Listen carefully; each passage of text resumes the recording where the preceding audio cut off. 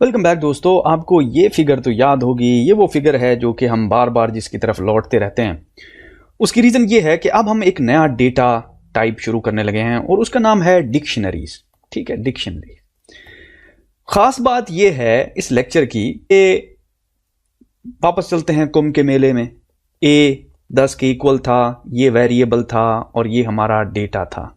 हमने कहा डेटा की डिफरेंट टाइप्स होती हैं, ऐसा ही था ना, TYPES टाइप्स होती हैं। फिर मैंने कहा कि टाइप्स के अंदर सबसे पहले न्यूमेरिक होती है, ताकि रिपीटेबिलिटी मैं इसलिए कर रहा हूं ताकि आपको याद हो जाएगी। फिर मैंने कहा सीक्वेंस डेटा टाइप्स होती हैं, जिनमें मैंने कहा एक होती है आपके पास लिस्ट, फिर होती है आपके पास स्ट्रिंग और फिर आपके पास क्या होती है, टुपल। ये थी 3 डेटा टाइप्स मैंने कहा सीक्वेंस के अंदर आती हैं। अब हम एक चौथी डेटा टाइप हमने पढ़ी, उसको हमने कहा बूलियन। ठीक है, अच्छा जी, गुड। तो अब आपने जरा गौर करना है कि डेटा की टाइप्स होती हैं। हमने कहा 1 2 3 4 5, ये 5 डेटा टाइप्स हो गई। ठीक है, ये 5 डेटा टाइप्स हम वेरिएबल को असाइन कर सकते हैं। ठीक है, और फिर हमने उनके मजीद एडवांस टॉपिक्स भी पढ़े। अब हम एक नया डेटा टाइप स्टडी करने लगे हैं, उसको कहते हैं डिक्शनरीज।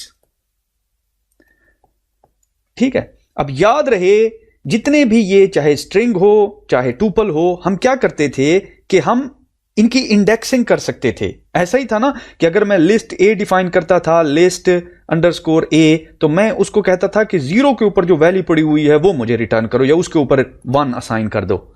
ये क्यों करता था? क्योंकि मैंने शुरू में आपको बार बार बताया कि लिस्ट हो, स्ट्रिंग हो या टुपल हो, ये ऑर्डर्ड सेट ऑफ सीक्वेंस होते हैं। Ordered set of sequence, ordered का मतलब यह है कि इंडेक्सिंग पॉसिबल है, मेमोरी में एड्रेस लोकेटेबल है। ठीक होगी बात। अब हम इसके मुखालिफ जा रहे हैं। अब हम बात करने लगे हैं अनऑर्डर्ड सेट ऑफ सीक्वेंसेस की। ORDERED, unordered data sets, unordered data sets जिनमें डिक्शनरीज और सेट्स आते हैं, सेट्स। इस सेक्शन के अंदर बेसिकली हम लोग 2 डेटा टाइप्स को देखेंगे, जो कि बेसिकली सेट जो है वो डिक्शनरी की यूं समझ लीजिए सब डेटा टाइप है। ठीक होगी बात। यहां तक कॉन्सेप्ट क्लियर हो गया कि अब हम एक नए डेटा टाइप में जा रहे हैं। और इस नए डेटा टाइप की जरूरत क्यों पड़ी? क्योंकि हमारे पास जो है ऑर्डर्ड सेट ऑफ सीक्वेंस था, तो हमें अनऑर्डर्ड चाहिए था। तो अनऑर्डर्ड के लिए हमने एक नया डेटा टाइप इन्वेंट किया और अब हम उस नए डेटा टाइप जिसमें डिक्शनरी और सेट आता है उसको डिस्कस करने लगे। याद रहे, ये हमारी बेसिक इक्वेशन थी, ये हमारा वेरिएबल था, इसके बारे में सब कुछ जाना। फिर हमने कहा ये डेटा है, तो डेटा के डिफरेंट टाइप्स हैं। तो अब हम डेटा के जो है ऊपर जो है परफॉर्म कर रहे हैं। पाइथन प्रोग्रामिंग या एक कोड की मिसाल एक घर की तरह है। अब घर बनाने के लिए 2 चीजों की जरूरत होती है। एक तो होती है मटेरियल की, मट्टी, गारा, ईंट, बजरी, मटेरियल। दूसरा होता है प्रोसेस। उस मटेरियल के ऊपर आपने प्रोसेस परफॉर्म करना है, तभी तो वो गारा दीवार की शक्ल लेगा ना। इसी तरह एक कोड लिखने के लिए 2 चीजों की जरूरत होती है।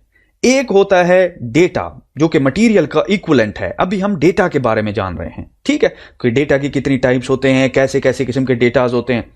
फिर हम बाद में देखेंगे कि कौन कौन से ऑपरेशंस हम परफॉर्म कर सकते हैं using for loop, while loop. फिर ऑब्जेक्ट ओरिएंटेड प्रोग्रामिंग में जाएंगे, फंक्शन क्रिएट करेंगे। वो सारी चीजें फ्यूचर में होंगी। लेकिन ये डेटा और ऑपरेशन मिलके क्या बनाते हैं? कोड। लेकिन इसके अपोजिट अगर आप थोड़ा सा गौर करें तो मटेरियल और प्रोसेस मिलके क्या बनाते हैं? हाउस।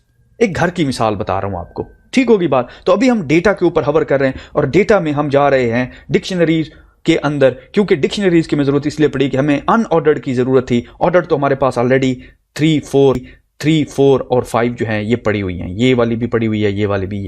ठीक है, तो नेक्स्ट लेक्चर में हम यहां से शुरू करेंगे। एक रीकैप मैंने आपको देना था बैक में जाके, तो